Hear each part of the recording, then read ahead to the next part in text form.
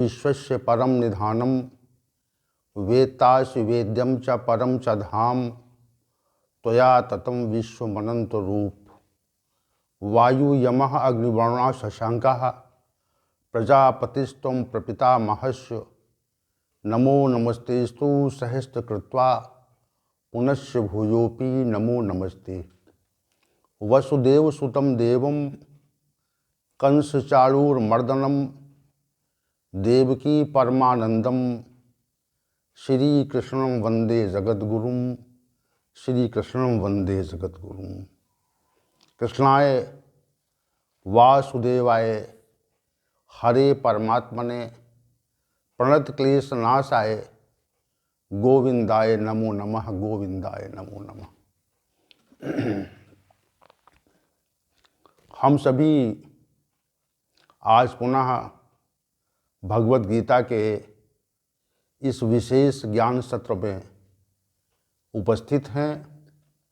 ये बड़े प्रसन्नता का विषय है और भगवान श्री गोविंद की कृपा से निर्बाध गति से चलने वाले इस भगवत गीता ज्ञान सत्र में उपस्थित आप सभी महानुभावों का सादर अभिनंदन है और भगवान श्री गोविंद से ये प्रार्थना है कि वह इस ज्ञान सत्र को नियमित रूप से संचालित करने में हम सभी को पूरा योगदान दें और स्वयं भी इस ज्ञान सत्र में हमारी विशेष प्रार्थना है कि वो उपस्थित हों। भगवान श्री गोविंद उपस्थित हैं और आप सभी को अपने करुणामयी नेत्रों से देख रहे हैं और हम उनसे प्रार्थना करते हैं कि हमें वह ऐसी शक्ति प्रदान करें कि हम भगवत गीता ज्ञान सत्र का संचालन कर सकें। आइए, हम सभी ने विगत सत्र में भगवत गीता के अध्याय संख्या 15 पर चर्चा आरंभ की थी। ये अध्याय पुरुषोत्तम योग नाम से है जिस पर चर्चा हम लोग कर रहे हैं। तो कल जो सत्र था उसमें अध्याय संख्या 15 श्लोक संख्या 1 पर चर्चा चल रही थी। श्री भगवान ने ये कहा, ऊर्ध्वमूलम अधः शाखम अश्वत्थम प्राहु अव्ययम छंदांस यस्य प्राणानि यह तम वेद स वेदवित्। हे अर्जुन, इस संसार वृक्ष की जो मूल है, जड़ है, वह वास्तव में ऊपर है और इसकी जो शाखाएं हैं वह नीचे की ओर हैं। संसार में जितने वृक्ष होते हैं उनका जो मूल होता है, उनका जो जड़ होता है वह नीचे होती है और जो उसकी जो शाखाएं होती हैं, तना है, अन्य शाखाएं जो होती हैं वह ऊपर की ओर होती हैं। लेकिन संसार वृक्ष जो है जिसमें हम सब रह रहे हैं, इसमें इसके प्रतिकूल है, उल्टा है। संसार वृक्ष में इसका जो संसार वृक्ष का मूल है वह वास्तविक रूप से ऊपर है और नीचे की ओर शाखाएं हैं। तो ये जो संकल्पना है, ये संकल्पना नहीं है। जैसे कहते हैं संकल्पना है, तो संकल्पना नहीं, चूंकि हमें इसका ज्ञान नहीं है इसलिए हमें प्रतीत होता है कि संकल्पना है, संकल्पना नहीं है। इसका जो वास्तविक स्वरूप है, भगवत गीता इसके वास्तविक स्वरूप का विवेचन कर रही है। श्री भगवान इसके वास्तविक तथ्य क्यों बता रहे हैं कि इसका जो मूल है वह ऊपर की ओर है और इसकी जो शाखाएं हैं वो नीचे की ओर हैं। ये विशेष बात श्री भगवान ने यहाँ पे कही। तो चूँकि कल के सत्र में हमने कहा था कि इसका जो मूल है वो परम धाम में है, और शेष जितने भी ग्रह उपग्रह हैं, पृथ्वी लोक है, 7 ऊपर के लोक 7 नीचे के लोक, वह नीचे की ओर हैं। ये बात हमने कल कही थी। इसलिए कही थी मतलब ताकि इसका संज्ञान हो जाए, मतलब कैसी स्थिति इसकी है। तो कहने का अभिप्राय ये है यहाँ पर कि अब हम लोगों ने जो विगत सत्र में चर्चा की थी वह ऊर्ध्वमूलम और आधा शाखम तक हो गई थी। तो इस श्लोक संख्या 1 का जो पूर्वार्ध भाग है, इसमें अश्वत्थम प्राहु अव्ययम 3 पद बचे हुए थे। तो अश्वत्थम पर, प्राहु अव्ययम पर आज की चर्चा को हम आरंभ करते हैं। अश्वत्थम का अभिप्राय ये होता है जो समय के साथ परिवर्तनशील है, जो समय के साथ परिवर्तित होता है उसको हम अश्वत्थ कह देते हैं। अश्वत्थम कहा गया है। तो जब इसको व्याकरण की दृष्टि से आप देखेंगे तो भी ये है अश्वत्थम का अभिप्राय, जो अश्वत्थम शब्द इसमें है और इसमें अश्वत्थम बाद में आ गया है, तो जो स्थिर नहीं रहता, जो आज जैसा है वैसा कल नहीं है, जैसा आज है वैसा कल नहीं है, इसको हम परिवर्तनशील कहते हैं। ये परिवर्तित हो रहा है। जैसे एक भवन है, एक मकान बनाया आपने, तो उस मकान बनाने में आप ये देखते हैं कि उसको हमने बाहर से रंग चुन दिया और वो अच्छा प्रतीत होने लगा, लेकिन जैसे ही हमने उसको जिस क्षण बनाया और वह हमें सुंदर प्रतीत होने लगा, लेकिन दूसरे क्षण ही उसमें परिवर्तन आरंभ हो जाता है। ये हमको इतने सूक्ष्म काल में वो परिवर्तन दिखता तो नहीं है, लेकिन अगर उसी को आप 2 साल बाद, 3 साल बाद, 4 वर्ष बाद देखेंगे तो वो जो सुंदर मकान उस समय था, उसमें जो सुंदरता थी,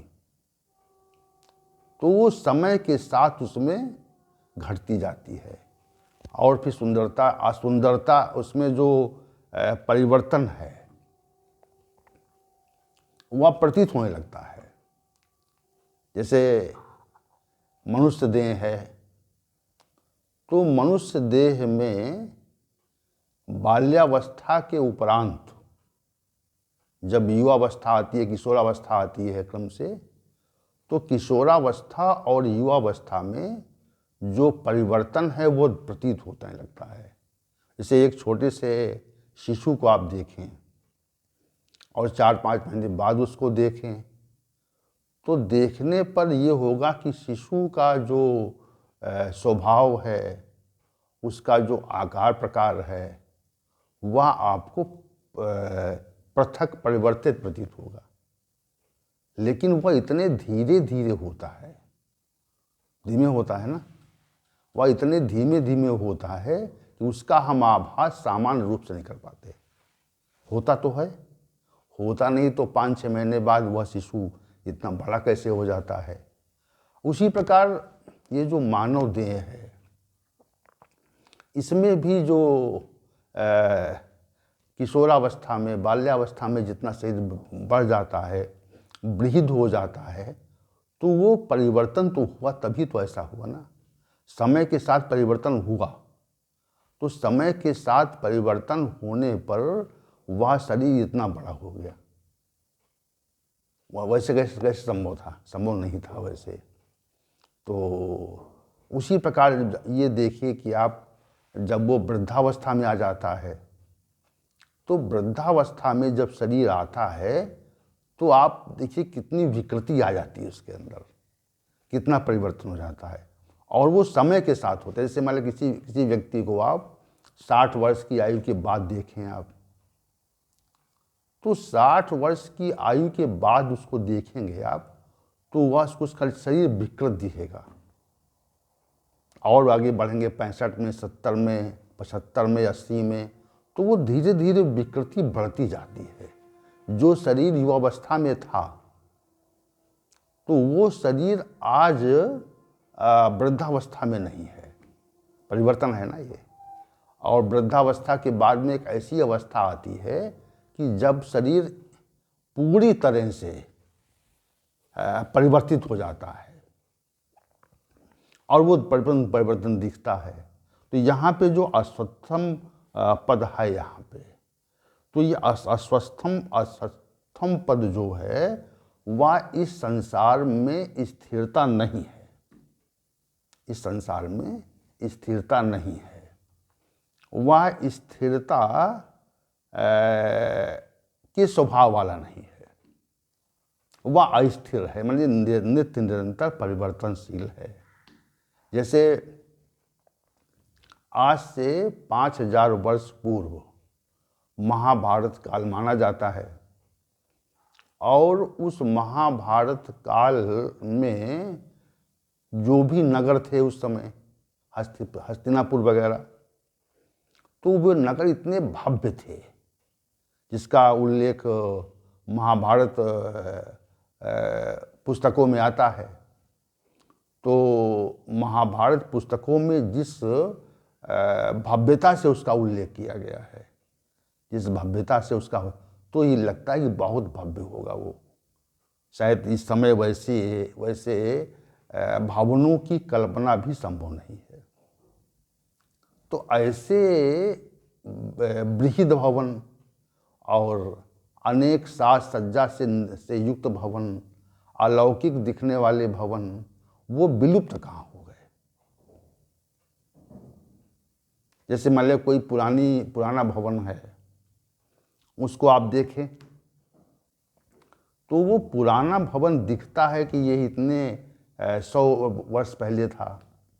जैसे वर्तमान समय में अनेक जो राजा महाराजे थे उनके किले बने हुए हैं, आवास बने हुए हैं, तो उनको आप देखें कि ये 2-3-4 साल बाद पहले का जो भवन बना हुआ है उसमें कितनी जो है विकृति आ गई है। तो ये विकृति जो होती है वह स्थिर न रहने के कारण होती, समय के साथ परिवर्तन होता है। तो श्री भगवान यहाँ पे ये कह रहे हैं कि ये जो अश्वत्थम है, ये जो आपका जो ये वृक्ष है, जो समय के साथ ये परिवर्तित होता जाता है, इसमें नित्य परिवर्तन है। परिवर्तन इसमें नित्य है, इसमें अनित्यता नहीं है। नित्य मतलब अनित्यता है, अनित्य है ये। कि जैसे समय के साथ कोई वस्तु परिवर्तित होती है, वैसे ही संसार का जो वृक्ष है यह भी स्थिर नहीं रहता, परिवर्तित हुआ करता है। जैसे आप 25-30 वर्ष पहले जिस स्थान पर गए हों और 25-30 वर्षों उपरांत उस स्थान पे जाएं, तो आपको उस स्थान में परिवर्तन, बृहद परिवर्तन प्रतीत होता है। बहुत परिवर्तन हो गया। तो चूंकि स्थिर है नहीं संसार वृक्ष, ये संसार रूपी वृक्ष जो है ये स्थिर नहीं है, ये परिवर्तनशील स्वभाव का है, इसलिए ऐसा होता है। उसी प्रकार जो संसार रूपी वृक्ष है ये, तो इसका परिवर्तन तो हम देख नहीं पा सकते, क्योंकि इतना बृहद है ये। जैसे ये पूरा ब्रह्मांड है और इस पूरे ब्रह्मांड में अनेक लोकांतर ग्रह उपग्रह हैं। ये बात सब जानते हैं हम लोग। पृथ्वी भी एक ग्रह है तो जिस पे हम रह रहे हैं, तो इनमें वास्तविक रूप से परिवर्तन हुआ करता है। अश्वत्थम पद का यहाँ पे यही अभिप्राय यहाँ पे है, उसमें स्थिरता नहीं है। देखिए, चूंकि ये जो तथ्य यहाँ पे श्री भगवान के द्वारा प्रस्तुत किया जा रहा है, ये हमारी मानव मानव की जो बुद्धि है वह उस बुद्धि से बाहर की बात है, वह उस बुद्धि से बाहर की बात है, उसके अंदर की बात नहीं है। जैसे पूरे ब्रह्मांड में जो परिवर्तन हो रहा है, जो अस्थिरता है, तो उस अस्थिरता के बारे में हमको ज्ञान नहीं हो सकता। जो विशेष रूप से हमारे यहाँ बड़े मनीषी हुए हैं, ज्योतिष के प्रकांड मनीषी भारतवर्ष के ही हैं, के ही थे और वर्तमान समय में भी हैं। जो ज्योतिष को जब हम देखते हैं विद्या को, तो ये विशेष रूप से ये बात समझ में आती है कि इतने प्रकांड विद्वान जिन्होंने क्षण प्रतिक्षण का, पल प्रतिपल का लेखा जोखा प्रस्तुत कर दिया कि सूर्य को कब निकलना है, उसका उदय कब होगा, उसका अस्त कब होगा, कितने समय तक कौन काल रहेगा, बड़ा विस्तृत वर्णन है। क्योंकि वो यहाँ विषय नहीं है ज्योतिष का। तो यहाँ पर जो ये जो परिवर्तन नित्य हुआ करता है, समय में, पल में, योग में और वस्तु में, प्रत्येक चीज, प्रत्येक तथ्य में ये परिवर्तन हुआ करता है। तो अश्वत्थम जो पद यहाँ पर श्री भगवान ने प्रयोग किया है, संसार रूपी जो वृक्ष ये है, ये वास्तव में एक जैसा नहीं रहने वाला, स्थिर रहने वाला नहीं है। तो ये यहाँ पर जो पद है अश्वत्थम, इसके कहने का अभिप्राय यही है। क्योंकि इसके बाद श्री भगवान ने कहा प्राहु अव्ययम, इसको अविनाशी कहते हैं, अव्यय है ये। देखिए यहाँ पे दो बातें हो गई, प्राहु अव्ययम यानी अव्यय है ये, इसका व्यय नहीं होता। अब परिवर्तन होता है। अब देखिए विशेष ध्यान दीजिए इस विषय पे, अश्वत्थम ऊर्ध्वमूलम अधा शाखम अश्वत्थम प्राहु अव्ययम। तो जो ये संसार रूपी वृक्ष है, ये स्थिर रहने वाला नहीं है, लेकिन अव्यय है। अब अव्यय अगर है, उसका व्यय नहीं होता, व्यय नहीं होता, लेकिन जब क्षरण नहीं होता, अव्यय को अविनाशी भी कहा जाता है कि विनाश, जो वस्तु अव्यय होती है वही अविनाशी होती है, क्योंकि उसका व्यय तो हो नहीं रहा है। तो जब व्यय नहीं हो रहा है, तो उसी को हम सभी लोग सामान्य भाषा में अविनाशी कहते हैं कि अविनाशी है ये, इसका विनाश नहीं हो रहा है। व्यय नहीं हो रहा है, इसका मतलब विनाश नहीं। जैसे कोई वस्तु है, जैसे हम जीवात्मा को अव्यय कहते हैं, अविनाशी कहते हैं, कि उसका मतलब व्यय नहीं होता है, जैसी है वह वैसी है, जैसी वो लाखों वर्ष पूर्व थी वह वैसी ही लाखों वर्ष पश्चात भी उपस्थित है। तो वो अव्यय स्वरूप में है, अविनाशी है वो। उसी प्रकार यहाँ पर जो संसार रूपी वृक्ष है, वह स्थिर न रहने वाला स्वभाव का तो है, अस्थिर है, लेकिन अविनाशी है, इसका विनाश नहीं होता, अव्यय व्यय नहीं होता इसका। वस्तु में परिवर्तन होना एक बात, और उसका अविनाशी होना ये दूसरी बात। ये दोनों प्रतिकूल भाव देने वाले तथ्य हैं। इसको समझें आप, कि इसे कहें कि इस वस्तु में स्थिरता नहीं है, और फिर कहें कि इस वस्तु में अव्यय व्यय नहीं है। तो ये जो दोनों भाव हैं, ये एक दूसरे के प्रतिकूल हैं। अव्यय स्वरूप होना और स्थिर न रहना। तो स्थिर न रहेगा तो उसका मतलब उसमें व्यय होगा, लेकिन संसार रूपी वृक्ष में ये दोनों गुण हैं। विशेष बात देखिए, ध्यान दीजिए इस पर आप, श्री भगवान के कथन पे आप ध्यान दीजिए। कह रहे हैं कि अश्वत्थम प्राहु अव्ययम। अश्वत्थ यानी स्थिर नहीं रहता, संसार स्थिर नहीं रहता, नित्य परिवर्तनशील। ये बात तो हम समझ गए। अब श्री भगवान ने कहा ये कि अव्यय स्वरूप है, इसका व्यय भी नहीं होता। जैसे जीवात्मा का व्यय नहीं होता, जैसे जीवात्मा अविनाशी गुण को लिए हुए है, उसी प्रकार संसार रूपी वृक्ष का भी व्यय नहीं होता। तो दोनों बातें यहाँ पर प्रतिकूल प्रतीत होती हैं, लेकिन है नहीं प्रतिकूल। वास्तव में अविनाशी अव्यय जो ये समग्र जो संसार वृक्ष है, इसकी मूल तो परम धाम में है, और इसका जो नीचे का जो भाग है वह शेष नीचे की ओर है, जो पूरा ये फैला हुआ ब्रह्मांड देखते हैं आप। तो इसको विशेष तथ्य प्रकट करने के लिए